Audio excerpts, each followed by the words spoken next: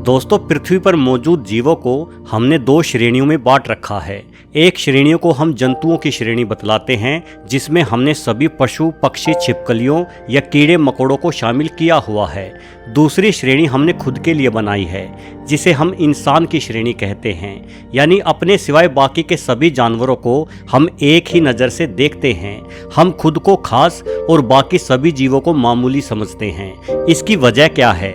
शायद क्योंकि हम इंसानों में भावनाएं हैं। हम जीवन और मृत्यु को समझते हैं। हम खुश होते हैं तो किसी अपने के जाने पर गम में भी डूब जाते हैं, और हम मानते हैं कि दूसरे जीवों में ऐसी भावनाएं नहीं होती, इसलिए उन्हें हम जानवर कहते हैं। हमें लगता है जानवर तो बस खाते हैं, पीते हैं और बच्चे पैदा करते हैं। कोई जिए या मरे उसकी फिक्र जानवर नहीं करते।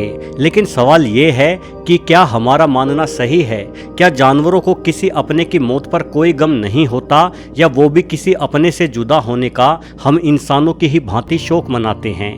आज के वीडियो में यही जानने की कोशिश करते हैं। दोस्तों, जानवरों के व्यवहार को समझने के लिए यह सवाल बड़ा ही महत्वपूर्ण है कि क्या जानवर भी अपने साथियों के खोने का मातम मनाते हैं। पुराने समय के महान दार्शनिक पाइथागोरस का मानना था कि जानवरों में भी हम इंसानों की ही तरह दुख दर्द को समझने और महसूस कर सकने की काबिलियत होती है। साथ ही प्रोफेसर डार्विन, जिन्हें फादर ऑफ एवोल्यूशन भी कहा गया है, ने अपनी किताब the descent of man and selection in relation to sex में लिखा है कि जानवर भी अपनी खुशी और दर्द हम इंसानों की ही भांति प्रकट करते हैं। वहीं आज के आधुनिक शोध भी इस बात के पुख्ता सबूत देते हैं कि कम से कम कुछ जानवर तो ऐसे जरूर हैं जो प्यार, भय, खुशी, उदासी, शर्म, ईर्ष्या, क्रोध, घृणा और निराशा जैसी भावनाओं को महसूस करते भी हैं और जताते भी हैं। और ऐसी भावनाएं मादा जानवरों में ज़्यादा देखने को मिलती है।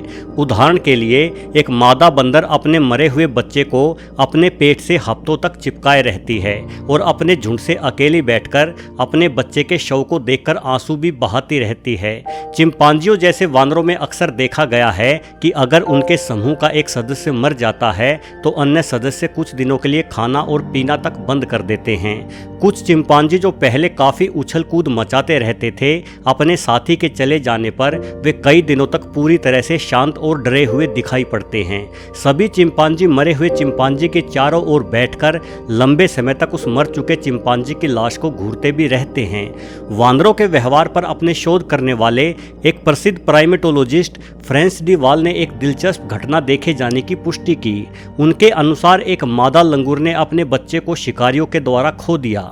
जिस इलाके में उस मादा लंगूर ने अपने बच्चे को खोया, उस इलाके में कुछ सप्ताह बाद वो लंगूर वापस लौट कर आई और चारों तरफ देखने के बाद वो वहां मौजूद एक ऊंचे पेड़ की टहनी पर चढ़ गई। फिर उसने जोरों से रोना शुरू कर दिया, जैसे कि उसे याद आया हो कि ये वही जगह है जहां उसने अपनी संतान को खोया था। ये घटना एक मजबूत संकेत है कि उस माँ को सब कुछ याद था कि उसके बच्चे के साथ क्या हुआ था, और वह अपने बच्चे को खोने के बाद हम इंसानों की ही तरह मातम भी मना रही थी। फ्रांस डी वाल के अनुसार बाकी जानवरों के बारे में तो वो दावा नहीं कर सकते, लेकिन बंदर और वानर निश्चित रूप से मृत्यु के सत्य को समझते हैं। वे जानते हैं कि एक बार किसी भी जीव की मृत्यु हो जाए तो उस जीव में फिर कभी चेतना वापस नहीं आएगी। इस विश्वास को सही ठहराने के लिए फ्रांस डी वाल एक और किस्सा बताते हैं कि एक बार जंगल में अपने शोध के दौरान उन्होंने पाया कि बोनोबो नामक वानर के एक समूह ने जंगल में एक बहुत ही जहरीले और खतरनाक दिखने वाले सांप को देखा। सभी वानर उस सांप को देखकर घबरा गए। एक बुजुर्ग वानर बार बार अपने झुंड को उस सांप से दूर हटने के लिए इशारे कर रहा था। अचानक कुछ युवा वानरों ने साहस करके अपने आसपास पड़ी टहनियां उठाई और उस सांप को पीटना शुरू कर दिया। तभी वो बुजुर्ग वानर आगे आया और उसने सांप की पूंछ पकड़कर सांप को पत्थरों पर दे मारा, जिस कारण सांप की मौत हो गई। फिर उस बुजुर्ग वानर ने सांप को ध्यान से देखा और सांप को उठाकर अपनी गर्दन के चारों ओर लटकाकर खुशी से चीखना शुरू कर दिया।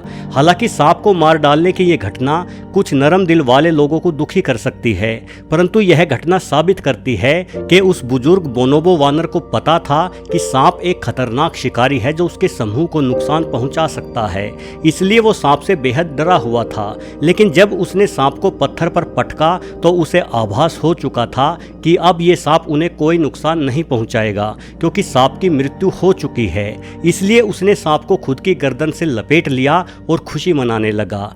दोस्तों, वानर और बंदर हम इंसानों के परिवार से ही संबंध रखते हैं। सभी वानरों की प्रजातियां बेहद ही बुद्धिमान होती है, लेकिन क्या वानरों के अलावा भी कोई ऐसा जीव है जिसे जीवन से लगाव और मृत्यु का भय हो?